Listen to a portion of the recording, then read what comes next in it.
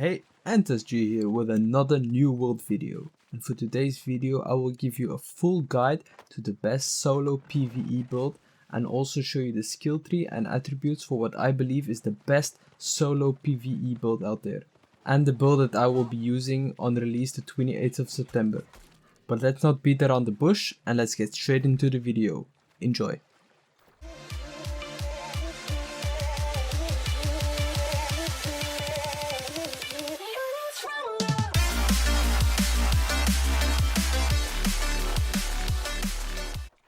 In the early levels of the game, you don't really need to worry about a good build.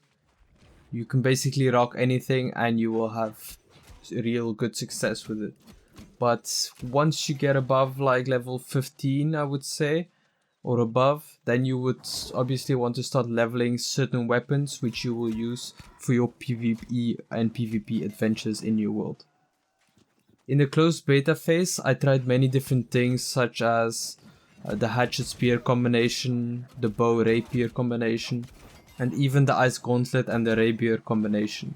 But at the end of this, I always had this one specific problem, that I was burning through all my health potions, all my rations, which was kind of annoying, because then I always had to go back and craft more, or I didn't have enough for PvP, and that was kind of annoying. So this is when I decided to make the lifestaff and hatchet combination for my PvE adventure. Now you might be wondering, why exactly a lifestaff over something which does more damage like a great axe? Well, that's the good thing about the lifestaff, is that you can heal yourself after successfully killing all the PvE creatures out there, which saves you also on a lot of potions and rations, which you can eventually use all for PvP. Let me tell you something though, the lifestaff should not be taken for granted here. If you have the correct build, you can output a lot of damage and take minimal damage in return, if you are kiting backwards or sideways against these monsters. But that's why you are watching this video, so you can learn exactly how to stat correctly. I will also be showing you what you can run on the hatchet, like its main abilities and so on, because it's also a crucial element towards the PvE build. So first of all, let's get into the lifestaff and the skill tree. So for the lifestaff skill tree, you want to build this exact build for solo and duo PvE. This build is not applicable for PvP or war, since in this build we mainly focus on the raw damage output the lifestaff can do. The most important skills you are gonna wanna start off with is your three main abilities, which are Sacred Ground, Orb of Protection, and Beacon. The Sacred Ground ability is great, since it's a big healing zone that you can place wherever you please, which will heal you for 15 seconds long. Then you have Orb of Protection, which shoots out a projectile which can act as a shield when shot at an ally, but it can also be used to deal damage versus your PvE monsters, which is kinda the purpose of this build. Lastly, we have Beacon, which is similar to Orb of Protection, which is also a projectile which you can shoot at a PvE monster, but when you are close by the monster, you have this like kind of ring which is circled around it, and when you stand inside of this ring, you get healed by it. Then let's get into the passives. The passives are very important because this actually makes your build to the next level. So some great passives that you are gonna wanna rock with this build is Bend Light. What that does is, each time that you dodge, your heals are more effective for 5 seconds. But this also includes your raw damage output and your abilities as long as it's within that 5 seconds after a dodge. Then also Protector's Touch, which grants you a 15% shield after hitting a successful light or heavy attack. This obviously doesn't stack.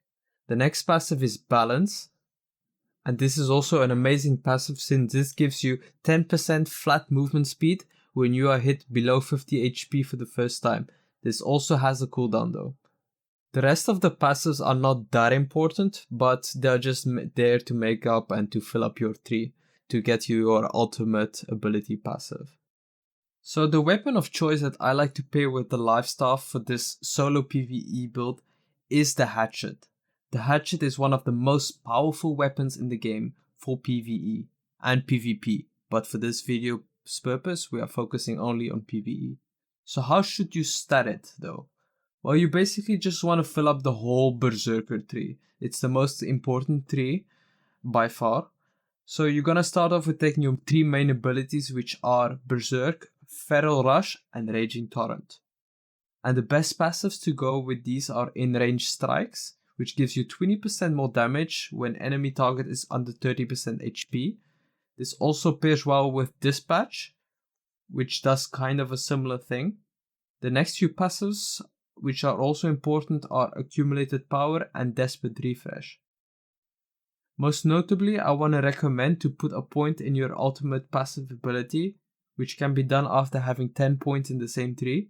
And the ultimate passive ability in Berserk tree is Defy Death. And I think, honestly, that this is one of the best passive ultimate abilities in the whole game, by far. Because once you are hit below 0 HP, well, you can't go below 0 HP, but once you reach 0 HP, you basically avoid death for 3 seconds. And this gives you the time to run away, use a potion, or gives you the time to finish the kill on your foe. Also, don't forget that when using your Berserk ability, you gain a portion of your health back every 3 seconds. And also gives you 20% flat movement speed, which is just perfect when going from PvE mission to the next one or from settlement to settlement. Now these two weapons combined give you the perfect balance between long range and close range combat while PvEing. You can start off by poking the monster and then switching and finishing it off with your hatchet. Now let's get into the attributes. For the attributes, I personally like to split it all between strength, focus and constitution. So as you go and you start progressing and leveling up, you just add some points here and there, and it will provide you with a good balance for both of your weapons and give you some more HP. And the armor that I like to run with this build is basically light armor, or a mix of light and medium, just as long as you can have that dodge roll, which obviously is very important to keep mobility for kiting your monsters. Now if you are wondering what a healer should stat and build, stay tuned for a later video where I will do a full guide on being a healer and how to stat and build correctly. Well guys, that was it for my solo PvE build in New World. If you enjoyed it, don't forget to smash the like button. Also subscribe to my channel if you want to see more New World content. Don't hesitate to drop a comment down below what you think of the build, and also tell me in the comment section what build you will be using for the PvE content. I will catch you in my next video. Peace!